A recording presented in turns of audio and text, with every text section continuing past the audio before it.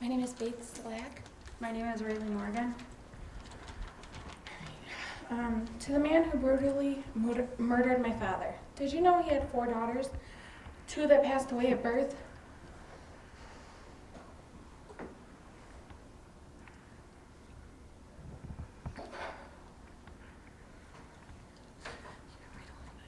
Did you know he had 7 grandkids, 4 handsome little boys, and 2 beautiful princesses? Do you care that his 3 oldest grandchildren, ages 8, 7, and 5, go through a heartache every day that goes by, as well as myself and my sister? Did you know that he was a very well-loved man by his daughter and his grandkids?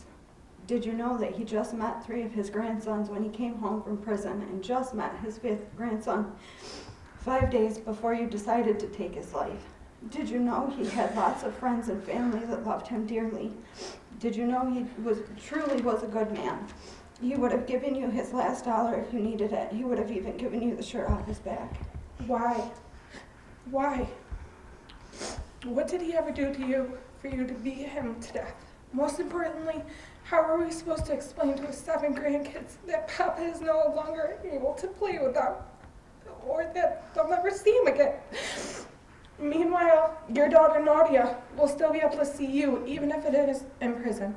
Meanwhile, we have to forever hold on to just the picture of our father. You still get to live and breathe while my father is in an urn, missing out on birthdays, holidays. Because of you, me and my sister couldn't kiss our father goodbye one last time. Our children didn't get to hug and kiss their papa goodbye. Even life in prison isn't good enough sentence for the pain you've caused myself and my family.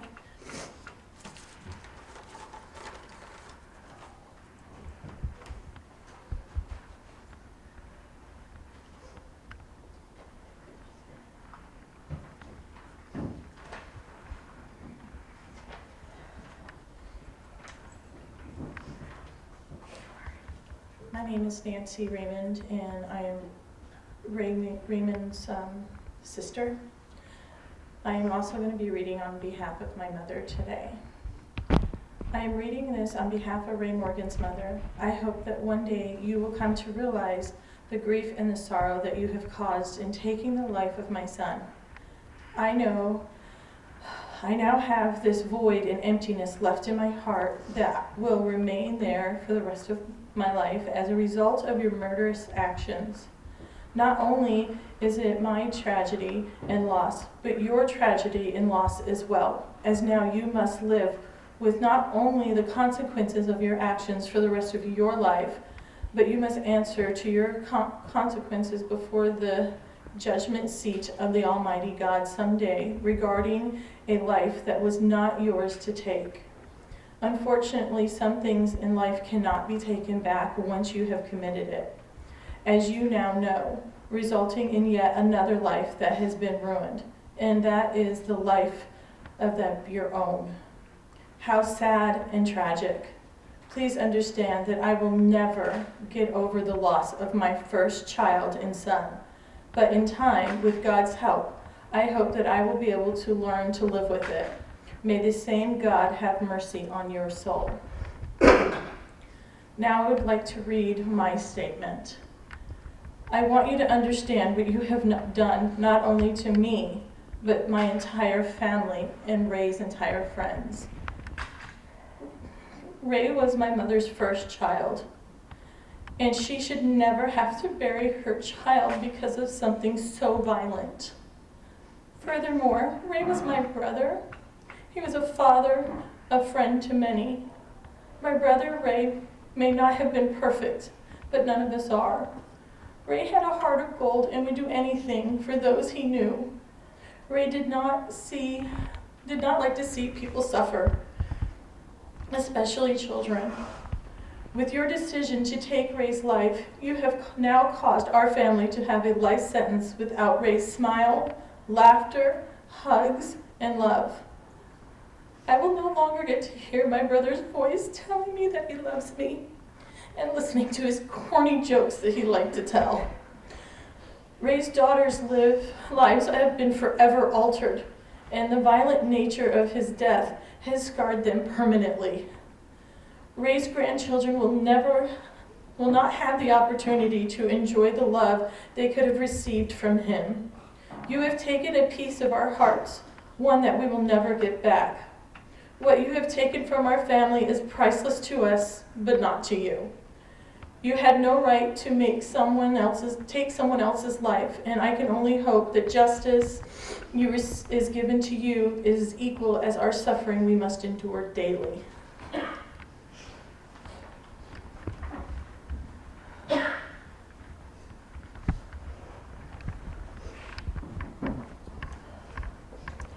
I'm Natalie Urbanski, Ray's little sister. I didn't write a speech. I'm just going to speak from the heart, because that's what my brother would have done.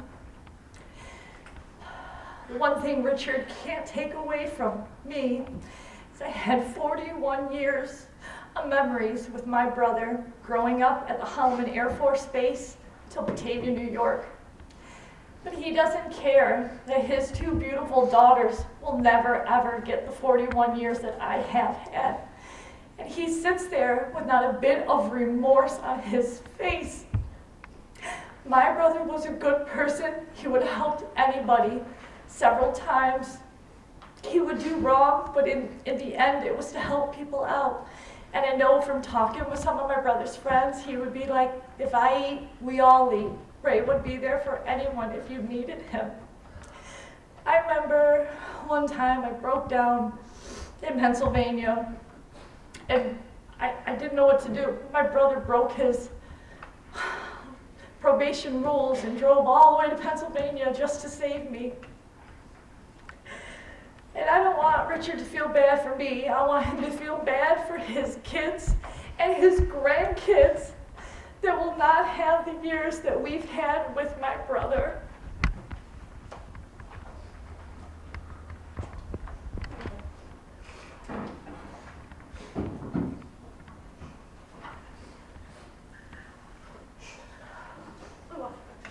Hi, yes, and I am Gwen Morgan. I am the oldest sister out of the group. And as I sit here and I speak, I can tell that he has no care. There have been 4 other people speaking up here, not one of us has he even looked at us for. And so therefore, he truly does not care what he has taken or what he has done. And I just wish that you would think about, well, I'm sure some of the things that Ray did do for you before you chose to take his life over what amounts to $400. And I just can't imagine anything like this having to happen to you. So I'm hoping karma doesn't come back on you with this, because it's totally devastating. And I wouldn't wish this upon anybody, although you truly don't care. So, and I'm going to speak to you now, and I only wish that you could give him the hardest sentence that he can, because he had a chance at a plea bargain. He had this. My brother didn't get any of that. We didn't get any of that. We will never get truth and honesty from him, because from here on out, he's only going to speak so that way he can get paroled. We're not going to get truth. I could have dealt with this a lot better if he would have owned up to what he did, because Ray was also a person that had been to prison. But you speak to anybody out there, anything Ray did, Ray owned up to. Ray was never in prison for violence. Ray was never this. Ray was never that. When Ray did it, although he was breaking the law, for the majority of the times he went to prison, it was to help out other people. It was making sure that he had clothes on people's back, food in people's mouths, and things like that. So I'm saying what he did was right, because a crime is still a crime. But when he did it, at least it was not to be hurtful, painful, or anything like this man did. So thank you.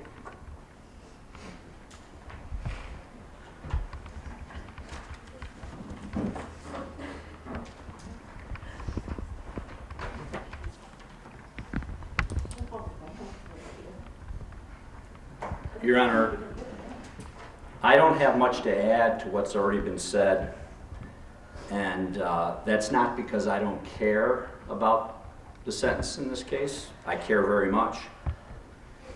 And it's not because I don't feel strongly about what is an appropriate sentence in this case. I couldn't possibly feel more strongly. The reasons that I don't have much to say are, first of all, because it has been said. It's all been said by the detectives who were involved in this case and by Ray Morgan's family members that you just heard from. And what did the detectives say? Universally, consistently, they refer to this as the most brutal crime scene they have seen. They talk about the evil exhibited by this defendant, and they universally, of course, believe that the appropriate sentence in this case is the maximum sentence.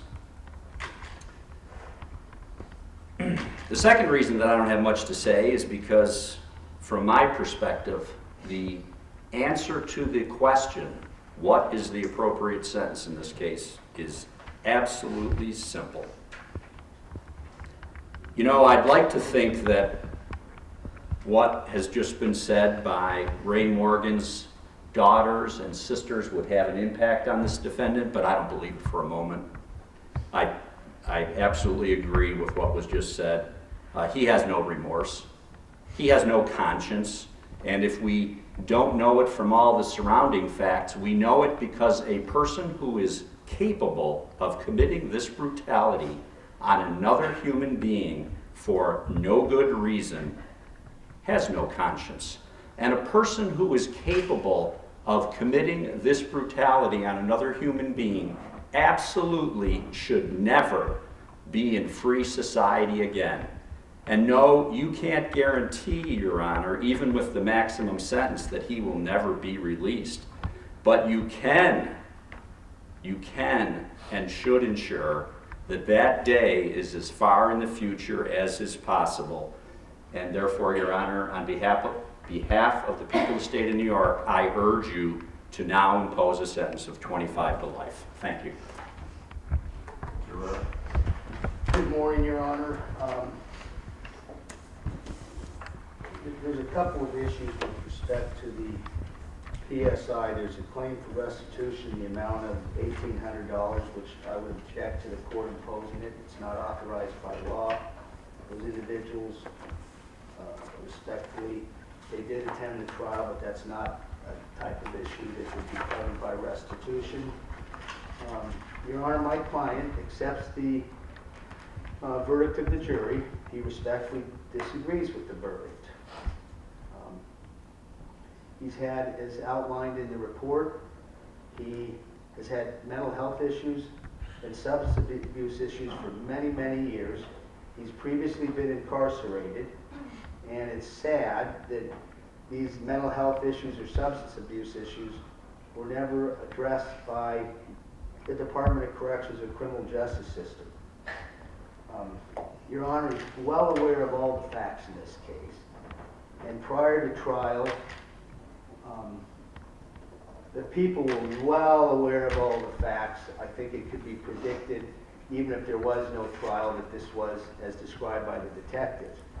He was offered a cap sentence of 20 years to life. He exercised his right, his constitutional right, to a jury trial, and we went to trial, and the jury found that he was guilty beyond a reasonable doubt. So I'm asking the court, after the trial, Your Honor was fully aware of the gruesomeness of this offense, and yet the people prior to trial offered him 20 years to life. I'm respectfully requesting that Your Honor sentence him to 20 years to life. Thank you, Your Honor. All right, Mr. Haynes, is there anything you want to tell me before I decide your sentence? No. Please stand, sir.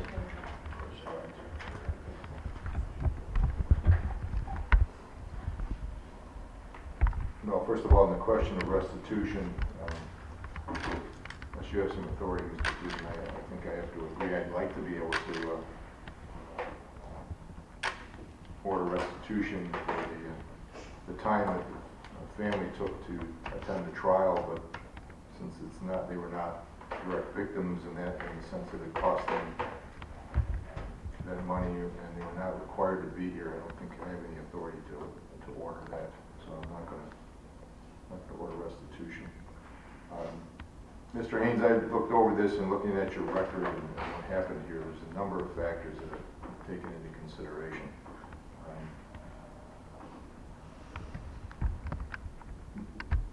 The first thing is looking at your criminal history. You first were arrested in 1998. It was a violation of disorderly conduct, and it escalated from there. And by my count, you had, since that time, you've had over 20 arrests. So that's at least one a year. In 2002, you were arrested for what appears to be your first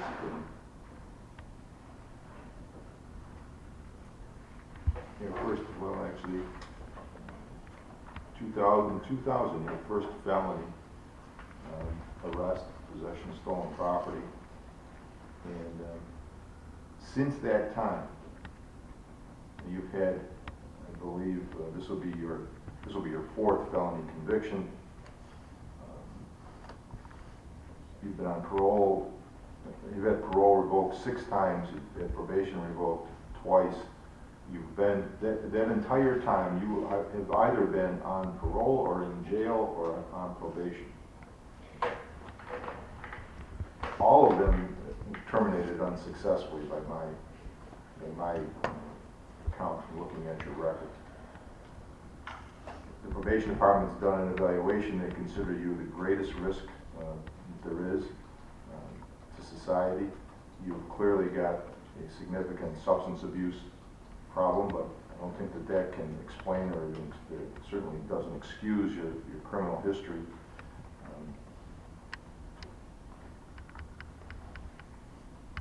And based on your record alone and the seriousness of this crime, I believe that in and of itself would justify not the maximum sentence, something pretty close to it.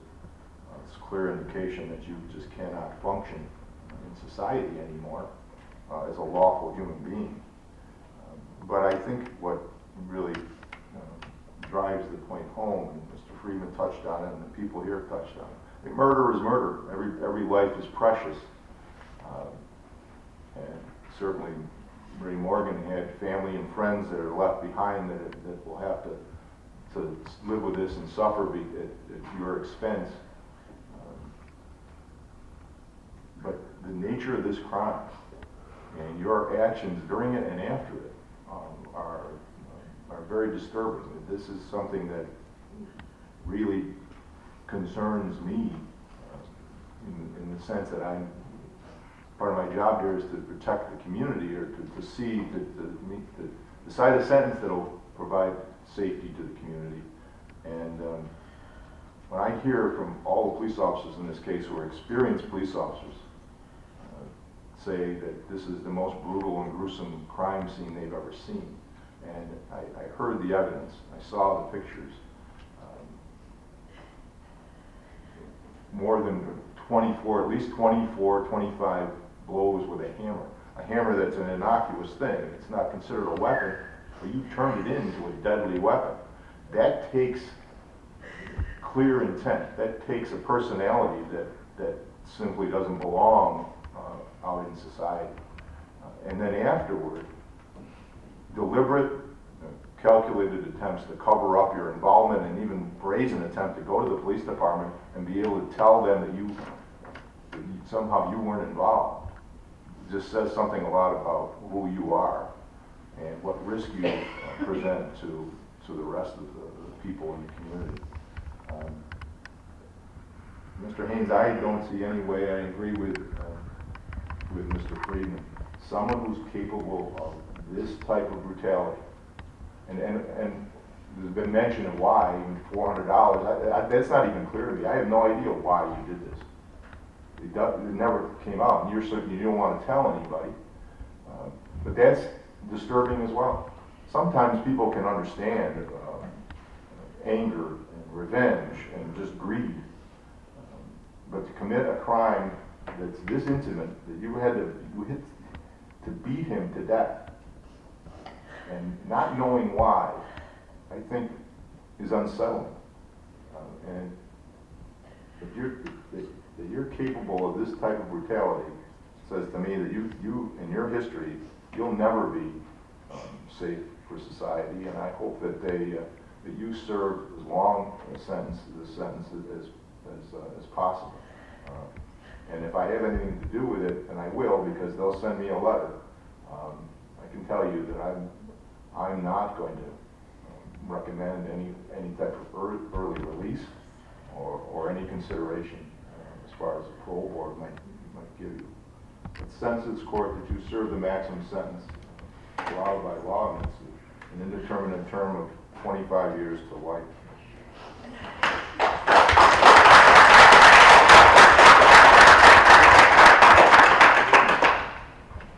I'm also going to impose the mandatory fees and surcharges. There's a $50 DNA data bank registration fee, a $300 surcharge on the felony conviction, and a $25 crime victims assistance fee. Those will be paid through the Department of Corrections. Mr. Haynes, you do have the right to appeal this conviction and sentence, and if you want to do that, you need to file a written notice of appeal within 30 days. Speak to Mr. Rarick, he should be able to help you.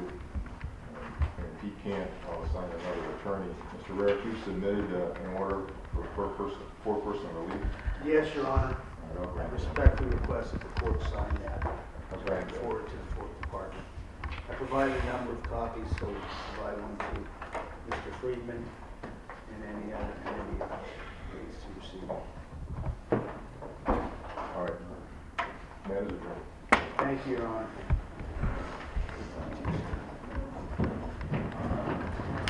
May God and any one of my boys in New York State have mercy on you all. You're a monster. You should never walk the streets again. Bye, buddy. You're sorry. Good ones. I can't. Take it.